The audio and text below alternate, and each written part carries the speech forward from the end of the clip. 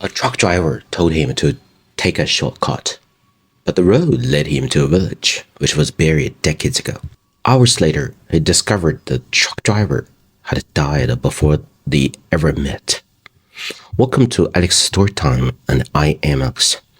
Today's story comes from Dihe, and it took place in 2009.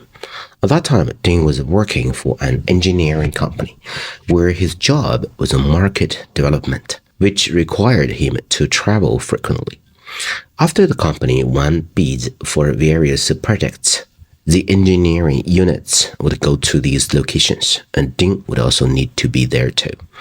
During those years working in this role, Dihe visited many places as far west as Yili in Xinjiang, as far south as Guangxi, and as far north as Dihe.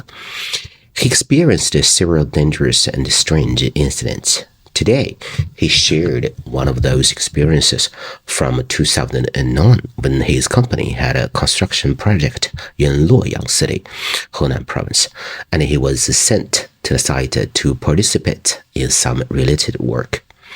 Dihe's business trips were different from the typical ones. If time wasn't pressing, he wouldn't take a plane or a train, but would instead driving a Nissan pickup truck assigned by the company with a colleague, Liu.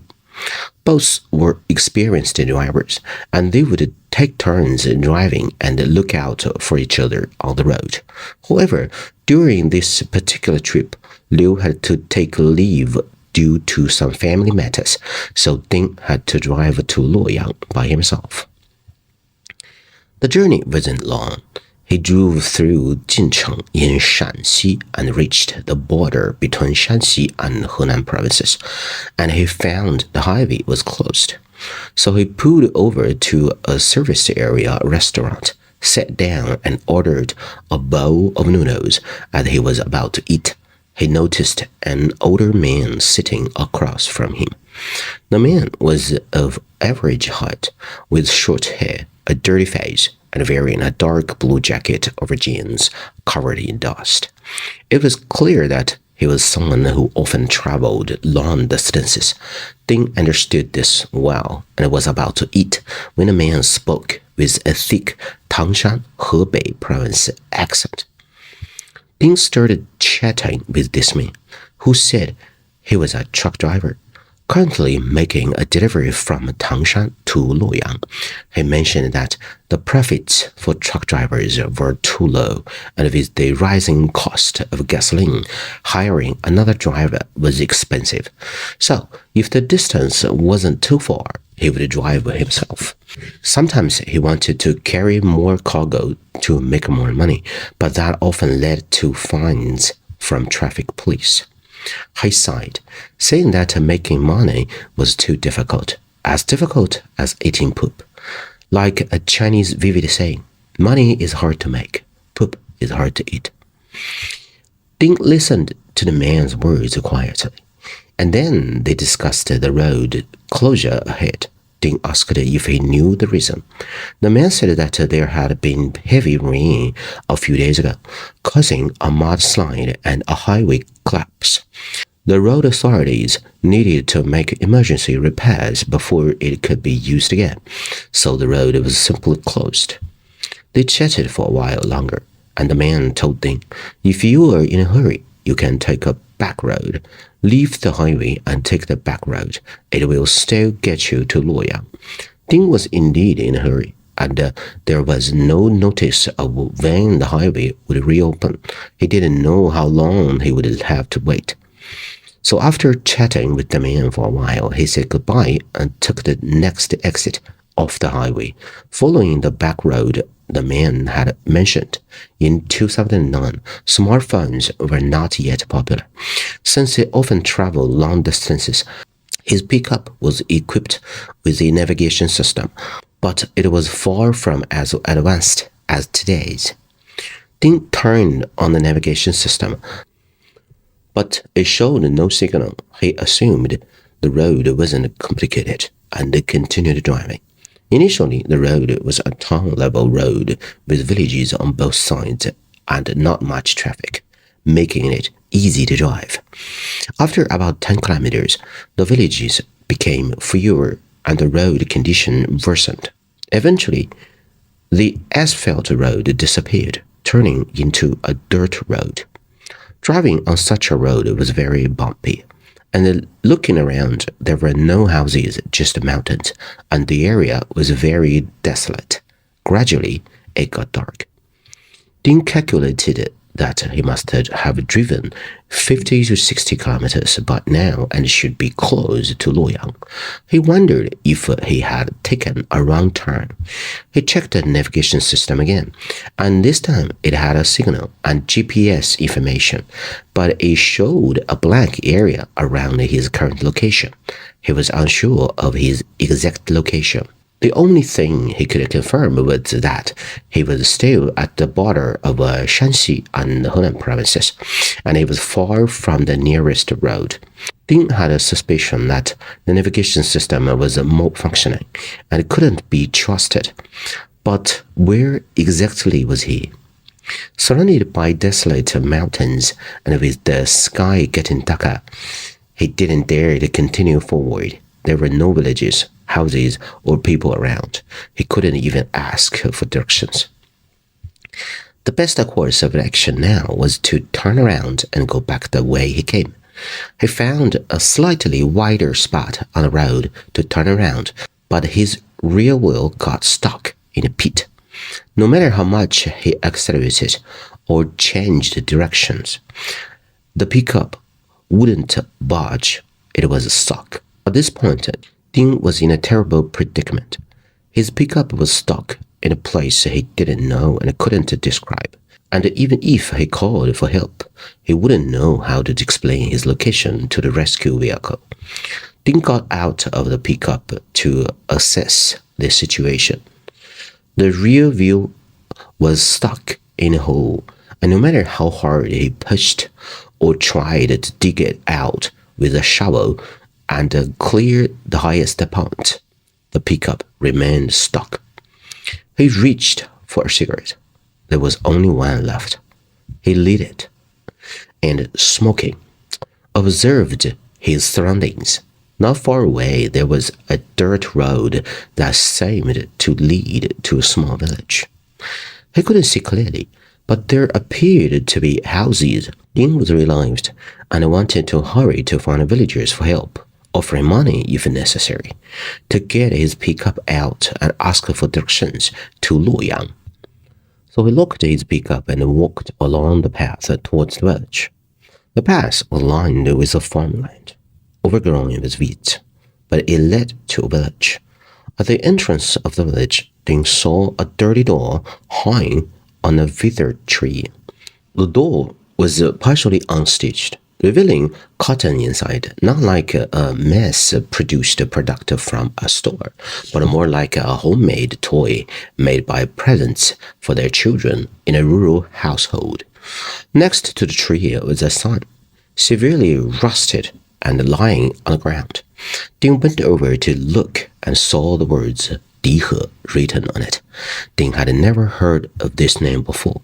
Perhaps it was the name of the village, he thought. But as he entered the village, he realized that something was amiss quickly. Every house in the village had their doors and windows closed. The dirt road was clean, and Ding didn't see a single person or hear any sounds, including barking dogs or the noises of poultry. The entire village was eerily quiet, so quiet that it was frightening. He had heard from other colleagues who frequently traveled about uninhabited villages at the junction of Shanxi and Henan provinces. Could it be that he had entered one of those uninhabited villages?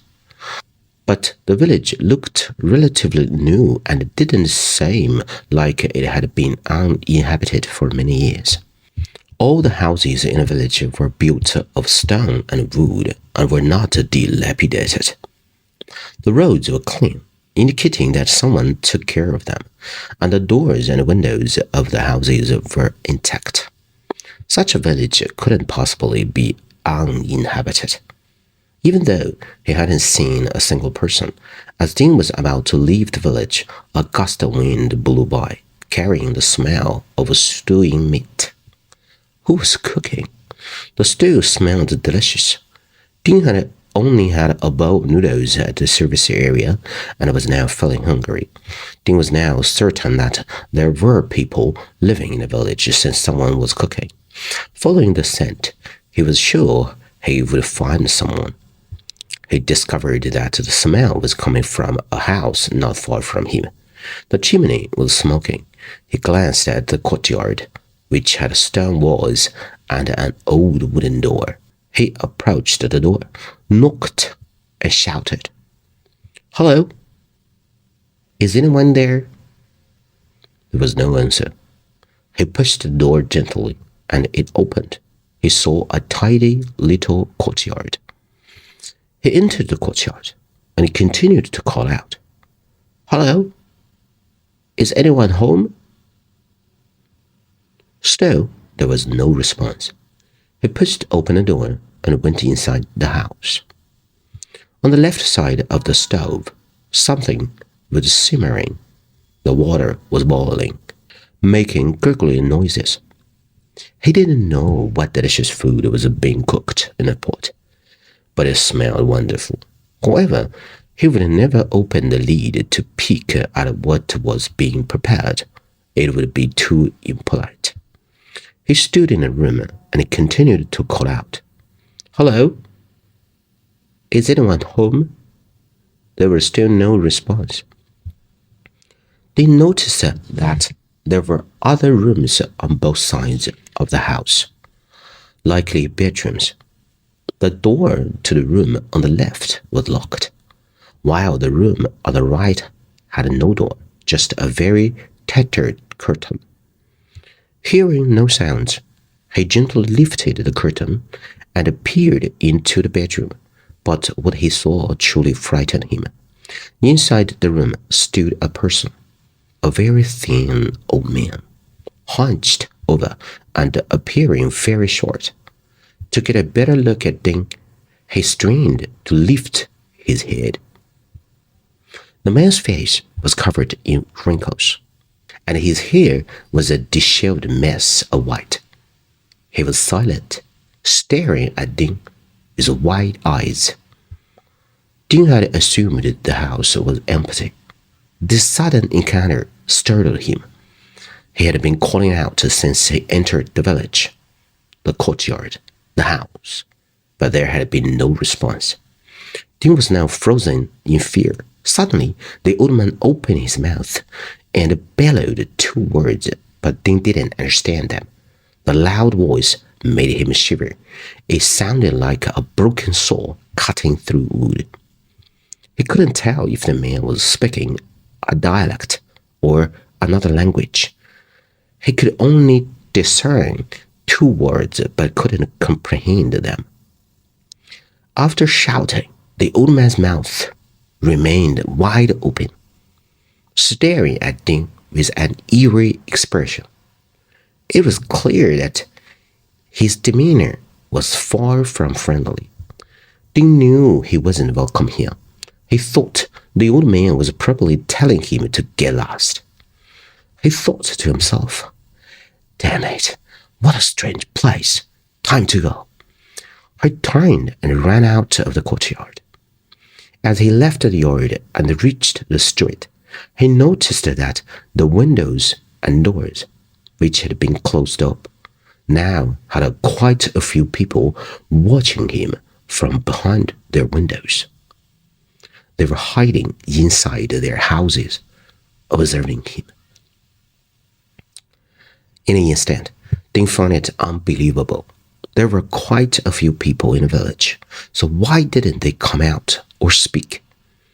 He was very nervous and called out, "Is anyone there? I just want to ask for directions." He then ran back along the path he had taken and left the village.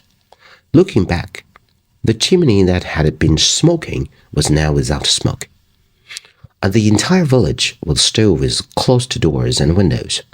Throughout the entire process, no one responded to him at all.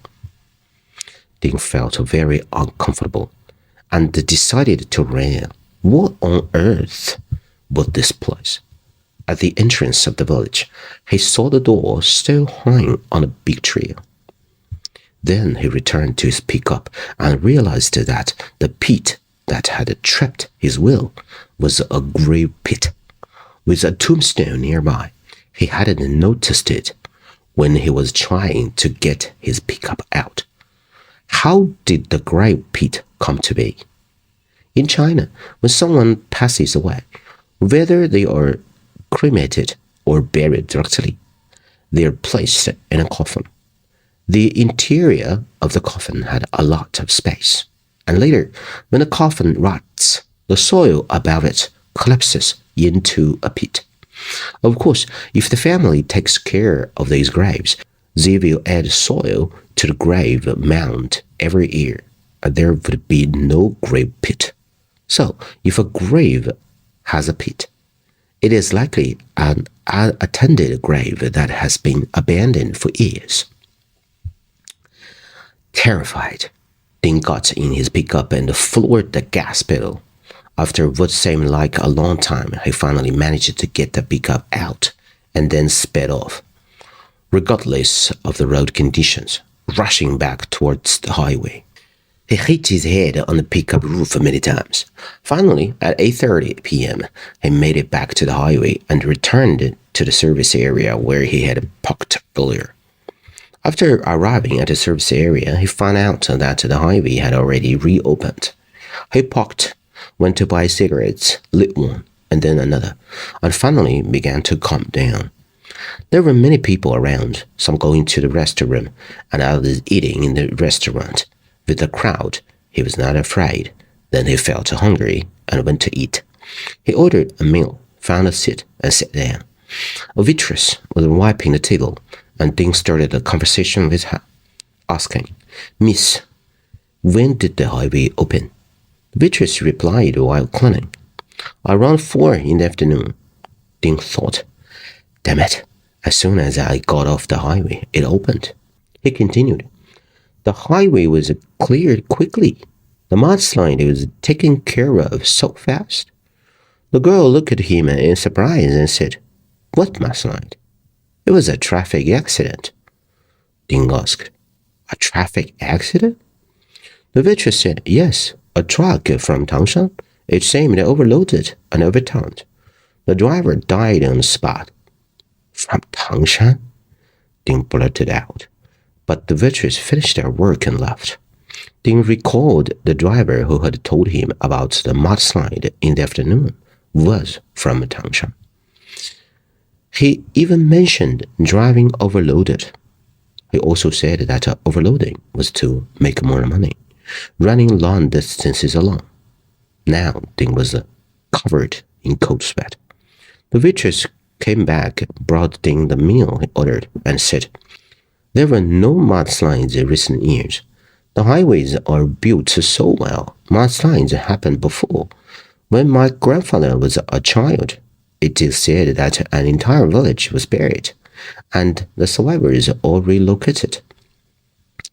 Ding's mind was in chaos. He finished his meal, returned to his pickup, and drove cautiously to Luoyang. After finally finishing his work and returning to the company, he shared his experience with his colleagues. Surprisingly, one of them knew about it and said, "You went to Dihe, right?" "I know about it. It is a well-known uninhabited village belonging to Shanhe Town, Zhejiu County, in Shanxi Province, deep in the Taihang Mountains.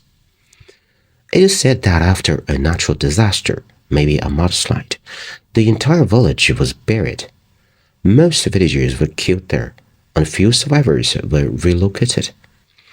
So Dihe is an abandoned village. There are even travelers who go to explore this uninhabited village. You somehow went to that village. Interesting." Ding gave a bitter smile. "Interesting? What's interesting about it?" "There's only fear. He saw clearly that the village was not a place that had been abandoned for a long time. He still doesn't know how he ended up in that village. And moreover, what was the deal with that brother with the Tangshan accent? Ding repeatedly tried to convince himself that he would rather believe everything was a coincidence. So this is the end of the whole story, everybody. Please share what you think of this story and your stories. If you enjoy my work and would like to help me continue to bring this story to you, please subscribe to my channel or like my page. Give a thumbs up to the stories you appreciate and share your thoughts and opinions in the comments. I'd love to read them. Share stories with anyone who might find them enjoyable. And I need a co-editor, a native English speaker to make these stories better. Thank you, everybody. This is Alex's Story Time, and I am Alex. I got a lot of good stories to share with you. So, see you next time. Bye-bye, everybody.